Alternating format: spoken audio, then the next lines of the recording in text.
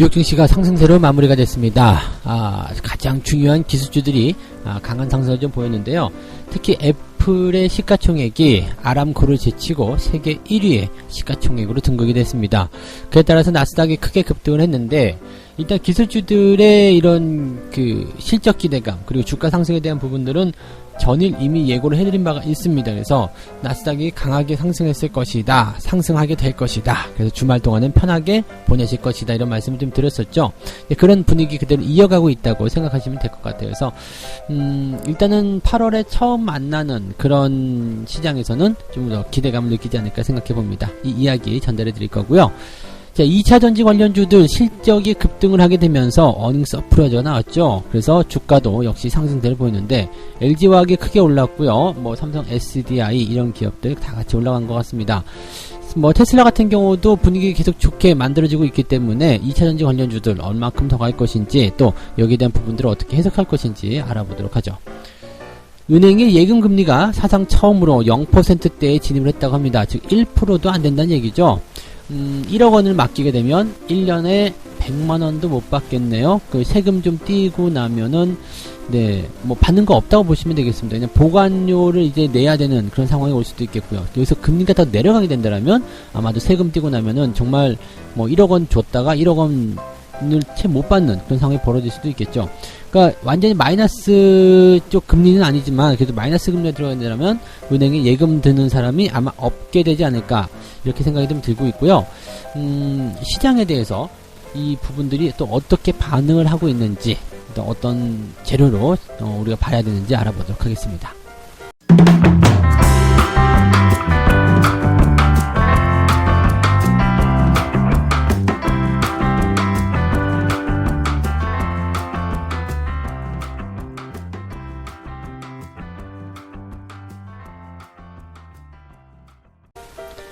네, 반갑습니다. 오늘은 8월 1일입니다. 여러분, 8월의 첫날이죠. 비가 많이 오는데요. 비 피해 없도록 꼭 하시기 바라고요.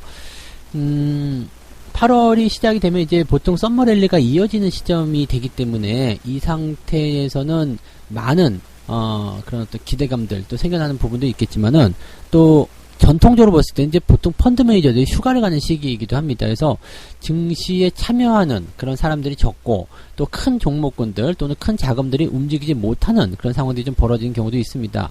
그래서 휴가철, 이런 여름 썸머랠리 이럴 때는 변동성이 적을 때 뭔가 호재성 재료라든지 이런 것들이 나와서 개별주들을 끌어올린다든지 그런 형태의 모습으로 많이들 움직였었거든요. 근데 사실 올해 같은 때는 휴가 가시는 분들이 별로 없을 거라 생각해요. 휴가가 가기는 가더라도 뭔가 이제 예전처럼 그렇게 많이 늘어난다거나 그런 것도 아니고, 또 국내에서 돌아다니다 보니까 해외 같은 경우는 이제 뭔가 제약이 있기 때문에 좀 그렇지만, 국내를 돌아다니다 보면 이 주식시장의 상황과 계속 맞물리기 때문에 또 주식쟁이들은 또 계속 쳐다봐야 되거든요. 휴가를 가서든 밥을 먹으면서든 계속 휴대폰을 보면서 이 시장 상황을 체크하게 되죠. 그러니까 그런 부분 본다라면 약간은 이 썸머랠리 쪽에서도 거래량이 그렇게 많이 준다거나 그러진 않을 것 같다는 생각도 좀 해봅니다. 자, 어쨌건 요런 상황을 배경으로 해놓고 8월이 시작이 됐는데, 뉴욕 증시의 모습은 나쁘지 않죠. 장중에는 좀 많이 밀렸어요. 상승 출발을 했는데 주가가 좀 아래로 쑥 들어가는 모습이었거든요. 왜냐면 이제 경기에 대한 어떤 불안감들이 분명히 있었단 말이에요.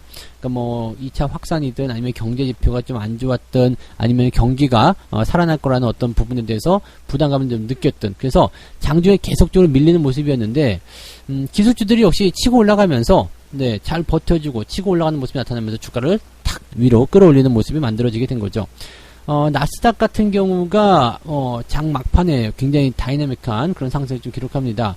일단 초반의 상승도 이 실적에 대한 부분 때문에 강해 올랐다가 시장 경제의 어떤 불안감, 그래서 주가 내렸다가 다시 상승하는 모습으로 마무리했는데, 괜찮아 라는 얘기로 좀 나온 거거든요. 괜찮아, 이런 것들은 끄떡없어, 이런 식으로.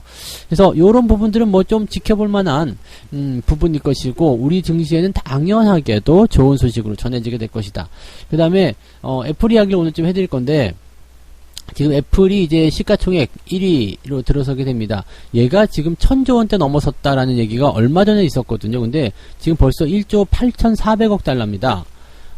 이게 덩치가 이렇게 큰 기업인데도 불구하고 무려 10%나 폭등을 하게 되는 거죠. 그래서 지금 여기서 이제 그 액면 분할을 하기도 했지만 이 흐름 자체가 어마어마하다고 좀 보시면 되겠습니다. 뭐 덩어리 자체가 굉장히 커졌기 때문에요. 이렇게 큰 덩어리를 가지고 있는 이런 애플의 뭐 형세는 뭐라고 좀 표현하기 어렵네요. 그냥 시가총액이 1000조 원 넘어선 게 얼마 안 됐는데 바로 또 그 시총이 2배로 늘어나니까 이거는 정말 엄청난 랠리다라고 밖에 표현이 안 될 것 같습니다. 그동안 이제 아람코가 시총 1위로 계속 했었죠. 순이익 같은 경우도 애플보다 더 크다 이런 얘기가 좀 있었던 것 같은데 지금 시가총액 면에서 애플이 이 아람코를 따라잡았다. 넘어섰다라고 되어 있습니다. 그래서 세계에서 가장 큰 기업, 가장 엄청나게 큰 대기업으로 애플이 등극을 하게 됩니다. 자, 그러면서 이제 그 기술주들에 대한 이야기를 하는데 대형 기술주들에 대해서는 아무도 의심하지 않는다. 이들의 실적이 시장 예상치를 뛰어넘었다는 것 자체가 놀라운 것도 아니다. 이런 식으로 얘기를 하게 되죠. 액면 분할에 대해서도 말들이 많습니다. 일단 실적이 굉장히 좋은, 사상 최고 실적도 발표를 하긴 했습니다만, 이 4분의 1이죠. 4대1 액면 분할을 하게 되는 상황인데, 액면 분할을 하게 되면, 일단은 여러 가지 상승 효과가 있습니다. 기업 가치가 변하는 건 아닙니다. 근데, 주식수가 일단 많아지거든요. 그러면, 시장에서 이제 이 액면 분할을 한 기업에 접근하게 될 수 있는 사람들이 굉장히 많아지게 됩니다. 즉, 주식수가 만약에 2개밖에 없어요. 그럼 2사람밖에 못 사지만, 이게 액면 분할을 통해 가지고 10개로 늘어났어. 그러면은, 그동안 접근할 수 없었던 8명도 이 주식에 접근하게 된다는 얘기죠. 그런 분위기가 이제 좋은, 모양새로 만들어지다 보니까, 10명이서 같이 동시에 매수한다. 시장의 인기가 더 커지게 되는 거죠. 나도 살 수 있을까? 이런 생각들. 그래서, 삼성전자 같은 경우도, 액면 분할을 그때 50대 1로 하게 되면서 250만원짜리가 5만원 뚝 떨어졌잖아요. 이렇게 뚝 떨어지게 되면서 가격이 내려가고 싸다는 어떤 효과, 그리고 너도 나도 사야 되겠다. 유동성도 늘어나게 되고, 실제로 이제 애플의 CEO는 이렇게 얘기합니다. 보다 많은 사람들이 애플의 주식을 소유하게 하고 싶었다. 근데 그런 건 다 뻥인 것 같고요. 네, 그런 엄청난 원대한 생각을 가지고서 이렇게 액면 분할하는 건 아니고요. 그냥 듣기 좋으라고 하는 소리죠. 액면 분할을 하는 이유는 뭐예요? 네, 너무 등치가 크다는 거지. 너무 등치가 크기 때문에 더 많은 사람들이 매수하게끔 만들고 그 다음에 주가를 더 끄집어 올리기 위한, 즉 몸집을 더 불리기 위한 그런 모습이라고 보시면 되겠습니다. 생각해보세요. 주식, 물론 이제 버크셔 같은 경우는 한 주당 1억 원도 넘는다 하지만은 그런 건 좀 특수한 경우일 것 같고요. 일반적으로 우리가 쉽게 접근할 수 있는 그런 주식들이라면 이게 10만원, 20만원 할 때는 그래도 좀 비싸지만 사볼까 하지만 이게 100만원, 200만원 돼버리게 되면 웬만하면 사기가 힘들거든요. 그러면 유동성이 함정에 빠질 수밖에 없어요. 사람들이 들어오지 않는다라는 어떤 부담감이 생길 수밖에 없죠. 그렇게 되면 어떻게 돼요? 네, 주식이 도태가 되는 상황이 벌어지게 되는 거죠. 물론 애플이 그렇게 될 리는 없겠습니다만 그런 상황이 있을 수 있기 때문에 사전에 미리미리 그렇게 하는 것이다. 삼성전자도 지금 계속 올라가가지고 만약에 300만원, 400만원 이렇게 됐다 생각해보세요. 지금 6만원 근처니까 이게 곱하기 50하면 300만원이란 말이에요. 삼성전자 300만원이면은 한 주나 살 엄두를 낼 수가 있겠습니까? 그죠? 네, 그러니까 이런 느낌이라고 좀 보시면 되는 거예요. 그러니까 액면 분할이 되게 되면 가격이 싸다, 나도 살 수 있다, 이런 느낌들을 받게 된다는 얘기죠. 그래서 여러 가지 내용들 때문에 안 그래도 지금 유동성도 좋고 시장 상황도 좋은데 에라 올라가자 이렇게 생각을 했다 보시면 되겠죠. 네. 자, 경제지표도 잠깐 살펴볼게요. 미국의 개인 소비 지출이 지난달보다도 5.6% 정도 늘어났다. 소비가 늘어났다는 것은 미국에게는 굉장히 좋은 얘기입니다. 그래서 지금 시장 전망치가 5.0이었거든요. 전문가 예상치가 5.0이었네요. 근데 그거보다 좀 낮죠. 근데 시장의 어떤 전망치 이쪽에서는 5.9%. 그러니까 중간 정도 나온 거네요. 그래서 이거 크게 나쁘지 않았다 보시면 될 것 같고요. 5.6% 정도 늘어났다라면은요. 일단 양호했다? 양호했다 정도가 아니라 좋다 정도로 이제 우리 해석할 수 있을 것 같아요. 특히 소비가 늘어났다는 것은 투자 심리를 크게 개선시킬 수 있는 좋은 요소라고 보시면 되겠죠. 그 다음에 소비 지출 증가율도 8.5%로 상향 조정됐다. 소비가 계속 좋아지고 있다는 얘기가 되는 거고요. 더 중요한 게 있습니다. 자동차를 포함해서 이 내구재 소비가 무려 8.7%나 증가했다. 이 내구재는요, 늘 말씀드리지만, 그 사용연한이 굉장히 길고 가격이 비싼 겁니다. 근데 이런 것들을 하려면 돈이 있어야 된다는 얘기예요. 돈이 없이 뭐 자동차를 사거나 집을 사거나 뭐 요트를 사거나 이게 안 된다는 거죠. 그러니까, 이런 내구재가 늘어났다는 것은 이 사람들이 지금 어려운 상황 속에서도 불구하고 소득이 어느 정도 발생을 했다라는 것을 의미하는 겁니다. 그래서 거기에 대한 부분이 이 내구재 소비로 나타나게 되고, 이 내구재 소비는 전통적으로 주가를 상승시키는, 경기가 호전되는 그런 척도로도 많이들 쓰였기 때문에 이 부분들 본다라면 아주 괜찮은 소식이라고 전해질 수가 있겠습니다. 다만 이제 그 개인 소득이 좀 줄었어요.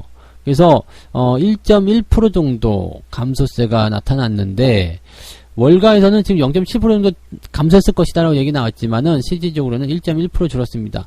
아까 전에 내구재 주문이 늘어나는 것과 이 개인 소득이 줄어드는 것, 이것은 어떻게 보면 상반된, 모순된 그런 모습이라고 볼 수도 있겠는데, 어쨌든 소득이 줄었다고 나왔네요. 5월달 개인 소득은 4.4% 감소했는데, 그것보다는 좀 나은 거군요. 감소폭이 조금 줄었다 정도로 생각할 수도 있겠습니다. 그 다음에 물가지표라고 볼 수 있겠죠. 이 가격지표가 0.4% 정도 상승했다. 이거는 괜찮은 거죠. 인플레이션을 진행할 수 있는 어떤 물가지표, 이 물가가 올라간다는 것은 어떻게 보면 물가가 오르는데 왜 좋다고 그래요? 라고 할 수 있겠지만, 이게 또 그런 게 아니거든요. 그래서 물가가 어느 정도 계속 올라가야지만이 사람들이 의욕이 생깁니다. 그 다음에 기업도 뭔가를 만들어서 팔고자 하는 의욕이 생기는 거죠. 물건 값이 계속 내려가는 디플레이션 된다고 생각해 보세요. 에이, 지금 만들어봤자 내일은 가격 떨어질 건데 뭐 안 사, 안 팔아, 이렇게 되는 거죠. 그래서 실제적으로 이제 건강한 시장 경제의 상승을 위해서라면 인플레이션은 적당히 들어가는 것이 좋다, 이렇게 보시면 되겠네요. 경제지표 나쁘지 않았네요. 그냥 이 감염병에 대한 어떤 우려감들이 조금 시장에 자리를 잡았다 정도로만 보시면 되는 것 같고요.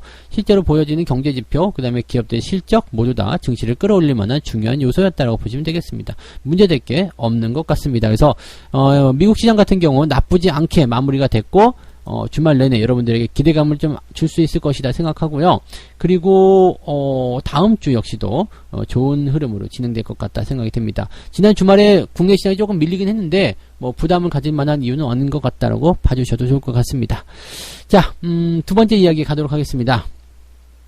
2차전지 관련한 종목군들이 깜짝 실적, 어닝 서프라이즈라고 하는데요. 이렇게 실적이 좋게 나오게 되면서 관련 종목군들이 크게 상승을 했다라고 나왔습니다.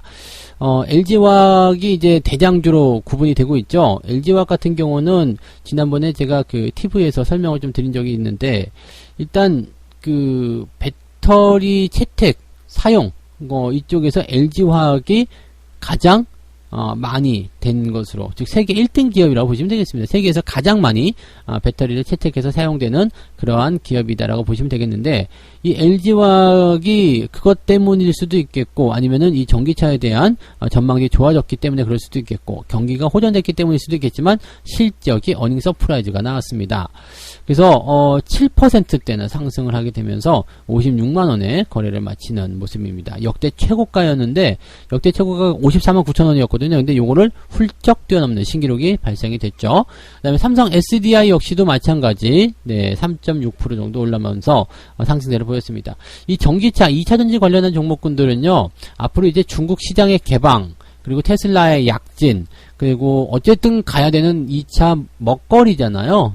뭐 미래 먹거리이기 때문에 이것은 무조건적인 장기 투자가 답이 될 수 있다라고 보시면 되겠습니다. 이 전기차 관련주들은 단기적 변동성을 분명히 가지고는 있을 거예요. 왜냐면 그동안 많이 올라갔고 주가가 상승했고 그런 부분이 있기 때문에 거기에서 어떤 부담감이 생길 수 있겠는데, 그 외에는 흠잡을 게 없잖아요. 1등 기업에 주가 앞으로 전망 좋고요. 그다음에 중국에서 시장 확대가 된다. 물론 이제 변수는 있습니다. 중국에서 이 배터리 시장을 확대하거나 전기차 시장을 확대하더라도 자국, 즉 중국 내 기업들에게 그런 것들을 기회를 더 많이 열어주게 될 테고요. 또 유럽 시장이라든지 이런 쪽으로 진출을 하게 되면 경쟁 상대가 또 생기게 되는 거죠. 물론 이제 아직까지는 그 실력의 갭이 굉장히 크다고 볼 수 있겠지만 점점점 좁혀질 것이기 때문에 LG화학으로서는 상당히 부담스러운 그런 내용이 될 수도 있겠죠. 그러니까 이런 중국의 어떤 시장 개방과 그 다음에 배터리 산업의 약진, 이런 것들은 관련 종목들한테 부담이 될 수 있겠습니다만, 그래도 지금 주가가 올라가는 것은 좋은 일이죠. 네.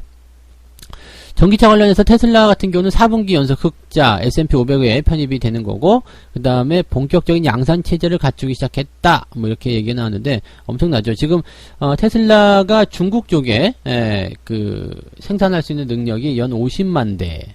그래서 여기에서 이제 추가적으로 이 설비나 이런 것들을 더 늘려가기 시작하게 된다면 LG화학이 추가적인 납품을 하게 될 수 있다. 그것은 뭐 추가적으로 이제 그 테슬라 내에서 시장 점유율 상승이 될 수도 있겠고, 실적도 크게 늘어날 수 있을 것이다. 이렇게 볼 수 있겠죠. 자, 생각해보세요. 테슬라가 지금 전기차를 가장 많이 팔아먹었다 보고 테슬라 자동차가 막 지나가요. 그런데 야 정말 좋네. 그렇게 생각하는 배터리 뭐 써? 다 그런 거 아니겠어요? 너 기름 뭐 넣어가 아니라 이제 배터리 뭐 써가 될 거 아닙니까? 그러면 LG화학 거 뭐 이렇게 얘기가 될 수도 있다는 얘기죠. 그리고 이런 그 관련 종목들이 이 자동차들이 LG화학 배터리를 가지고 있는 자동차들이 많이 돌아다닐수록 LG화학의 부품 수급은 더 많아지게 됩니다. 왜? 고장 나면은 고쳐줘야 되잖아요. 그러니까 그러한 부분들. 그래서 예비품들을 많이 가져가고 있어야 되기 때문에 이렇게 부품주들에게도 좋은 기회가 열린다라고 보시면 되겠죠. 자, 수요를 좀 따져보게 되면 글로벌 전기차 2차 전지에 대한 수요가 2030년까지 무려 26.9배나 커진다고 얘기합니다. 2019년부터 2030년까지. 그러니까 10년여 남짓한 사이에 무려 27배. 어마어마한 거죠. 그러면 이렇게 크게 성장을 할 수 있는 부분들, 그 다음에 방향성, 이런 것들이 명확하게 드러났기 때문에 2차전지 주식들은 과거에 경험하지 못했었던 밸류에이션 영역에 진입하게 될 것이다. 근데 이렇게까지 막 극찬하게 되면 좀 의심돼요. 그렇지 않아요? 예, 예전에도 삼성전기 리포트 나올 때 뭐 집을 팔아서 사야 된다는 그러더니 그게 상투였어. 그래서, 너무 이런 식으로 몰고 가는 것은 저는 좋지 않다고 생각하는데, 어쨌든 앞서서 얘기했던 대로 2030년 또는 2040년 앞으로도 계속 커져야 되는 시장인 것은 맞을 거예요. 그래서 여러분들도 어느샌가 전기차를 몰고 다니고 전기차를 타게 되는, 그 다음에 시중에 돌아다니는 자동차들이 전부 다 전기차인 것 같은 그런 느낌을 받게 되지 않을까 생각합니다. 그런 의미에서 보면은 정유 섹터들은 약간 좀 우울한 그런 모습들이 좀 있을 거예요. 물론 내연기관에 대한 부분들이 앞으로 향후 10년 정도는 더 많이 활용이 되고 그렇겠지만은 이것은 뭐 여전히 근데 나이가 어느 정도 되시는 분들은 그런 세상 보기 전에 안녕을 하실 수도 있기 때문에 그런 것들은 이제 뭐 나중에 살펴보도록 하죠. 그래서 어쨌건 전기차 관련한 종목군들 흐름이 좋게 만들어졌다, 이렇게 보시면 되겠습니다. 자, 마지막 이야기 전달해 드립니다. 은행 예금금리가 사상 처음으로 0%대 진입을 했다, 이렇게 나왔네요. 이제 한국은행에서 금리를 이제 0%대 진입을 시켜놓은 상태이기 때문에 한국은행 금리에 따른 그런 시중은행의 금리는 좀 이제 여튼 연동이 되는 부분이겠죠. 근데 은행들이 좀 얄미운 것은 대출금리는 2.7%래요. 근데 예금금리가 0.89 더 내려갈 수도 있다는 얘기가 될 수 있고요. 그래서 사실은 이제 지금 이럴 때는 돈을 맡기지 말라라는 얘기는 마찬가지죠. 그러니까 니들이 돈 맡기면은 난 줄 돈이 없어, 이렇게 얘기가 나오는 거고, 0%대 금리면은요 진짜 받는 거 없을 거예요. 왜냐면 세금도 내야 되는 거고, 그렇기 때문에 그냥 이거는 은행은 이제부터는 내 돈을 그냥 지켜주는 거, 맡아주는 그런 애들. 그래서 맡아주는 비용을 내가 지불할 수도 있다는 생각을 이제는 해야 됩니다. 이렇게 금리가 계속 내려가는 상황이 벌어지게 된다면 결국에는 마이너스 금리로 떨어질 수 있는 상황이 벌어질 수 있겠죠. 경기가 좋아져서 금리를 조금씩 인상시키면 다르겠습니다만 지금 현재 미국이 당장은 그럴 생각이 없고, 그 다음에 경기가 어느 정도 회복되는 모습이 나타나야지만이 금리를 올릴 것이다라고 되어 있죠. 지금 우리가 금리에 대한 부분들을 생각해야 되는 것은 경기 부양책에 대한 내용이 있기 때문에 그렇습니다. 경기 부양을 하게 되면은 일단은 가장 먼저 금리를 낮추고 시중에 통화를 많이 유통시키는 것이 이제 목적이 되는 경우가 있는데요. 대부분 요즘에 그렇죠. 시장에 돈 풀기, 그것이 많이 나오게 되는데 이것이 한꺼번에 좋아지게 되면서 또 금리를 인상시키게 되는 그런 상황이 가려면은요 굉장히 멀리 가야 됩니다. 출구 전략이라고 들어보셨죠? 시중에 풀린 돈들을 다시 걷어들이는 거, 그것이 이제 출구 전략인데, 이것이 가능해지려면요 정부가 돈을 걷어들이더라도 시장에 있는 돈들이 크게 변화가 없어야 돼요. 다시 말하면 정부가 처음에는 정부의 돈으로 이렇게 경기부양책을 통해서 시장에 막 뭔가를 만들어냈어요. 그렇지만 여기에서 뭐 그냥 정부의 돈으로만 움직이면 문제가 되겠죠. 이 상황을 보고 좋아졌네? 라고 생각하면서 기업들이 투자를 하기 시작해야 됩니다. 그래서 그 기업들이 투자한 만큼 금액이 늘어나게 되면 시장의 유동성이 더 많아지겠죠. 그러면 그것 역시도 문제가 되기 때문에 정부가 투자한 금액, 즉 내가 만약에 100만 달러 투자했어. 근데 기업들이 투자를 30만 달러 정도 했어요. 그러면 30만 달러 정도를 걷어들일 수 있는 수치의 그런 그 금리 인상을 단행하거나 또는 자산 매입 프로그램을 축소시키거나 이런 식으로 하는 거거든요. 그래서 그것을 이제 출구 전략 나온다라는 얘기가 되는 겁니다. 근데 그런 전략을 그때 리먼 사태 때도 한번 사용했다가 2011년도에 그런 출구 전략을 은근슬쩍 사용했다가 완전히 망해가지고 출구 전략 쏙 들어갔었죠. 그러다가 이제 2017년쯤 돼가지고 금리 인상이 이야기가 나오기 시작했던 겁니다. 근데 뭐 어쨌든 이런 것들은 상당히 오랜 기간 동안 제로 금리를 유지해야 되는 상황이기 때문에 여러분들이 이 시점에서 부동산이나 주식으로 돈이 들어오는 것, 자금이 몰리는 것, 여기에 주목을 많이 하셔야 될 겁니다. 근데 부동산 같은 경우는 근데 부동산 규제안이 있기 때문에 또 약간 위축되는 부분이 있다 그러면 지금 증시 시장 같은 경우는 밑바닥에서 기어 올라오고 있잖아요. 올라오고 있는 상태이기 때문에 여기에서는 또 다른 기대감을 생각해 볼 수밖에 없는 내용이겠죠. 그렇게 되면 어떻게 될까요? 시장이 가지고 있는 에너지보다 또는 이제 시장이 가지고 있는 캐파보다도 더 많은 돈들이 시장에 들어올 수 있다라고 보시면 되겠습니다. 이거 굉장히 좋은 소식이에요. 그래서 금리가 내려가는 것은 일반적으로 주식 투자 안 하시는 분들에게는 짜증나는 소식일 수 있겠습니다만 이렇게 금리가 더 내려가서 정말로 뭐 얻어먹을 게 없다. 돈을 어디로 가야 될지 모르겠다 생각될 때는 주식시장이 지금은 아주 좋은 기회를 가져가고 있다. 이렇게 보시면 되겠습니다. 자, 그래서 오늘 이렇게 세 가지 이야기 전달해 드렸습니다. 뭐 기술주들의 약진을 통해서 일단은 증시가 강하게 상승했기 때문에 이러한 부분들은 긍정적으로 보시는 것이 훨씬 유리하다 이렇게 보시면 되겠고요. 그 다음에 2차전지 관련해서 실적주가 굉장히 좋아졌다. 실적주가 또 실적에 대한 부분들이 좋게 나온 기업들은 또 많이 올랐다. LG화 같은 경우 1등 기업인데 덩치가 크지만 또 많이 올랐다. 이런 것들이 이제 구분 지어지는 내용이었고요. 은행 금리가 0%에 진입을 하게 되면서 어떻게 됐을까요? 시장이 뭐라고 할까요? 자금의 이동이 주식이나 부동산 쪽으로 돈이 쏠리게 되는데 부동산은 또 규제안이 살짝 있기 때문에 주식시장이 훨씬 더 유리해졌다라는 이야기를 전달해 드렸습니다. 책 한 곡지 읽게요. 기회는 누구에게나 열려있다. 이런 시대에 단순히 자신의 직업에 안주해서 월급만 받는 것은 충분하지 않다.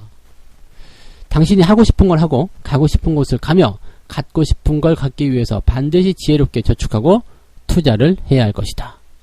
월급만 받으면서 그냥 몰라 나는 안전하게 살 거야 라고 생각하시는 분들은 안전하게 부자가 될 수 없다는 얘기죠. 그래서 뭐 주식 투자를 굉장히 위험하게 생각하시는 분들 아직도 많이 계실 거예요. 근데 그 이야기를 듣고 주식 투자 안 할래 라고 하면은 정말로 위험해질 수도 있습니다. 주식 투자는 여러분들 이제는 필수라고 보셔야 돼요. 필수. 아시죠? 여러분들의 재산 정식 그리고 경제적 자유를 위한 필수 투자 코스다라는 것을 꼭 명심하시기 바라고요. 주말 동안에 그 생각 조금 해보시면 되겠습니다.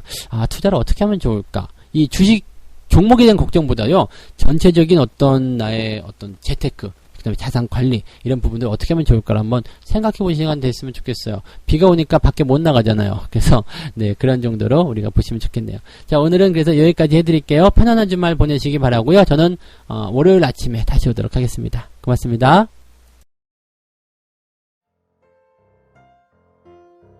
본 방송에서 제공되는 모든 정보는 투자 판단의 참고 자료이며 투자의 최종 책임은 본 방송을 이용하는 본인에게 있습니다.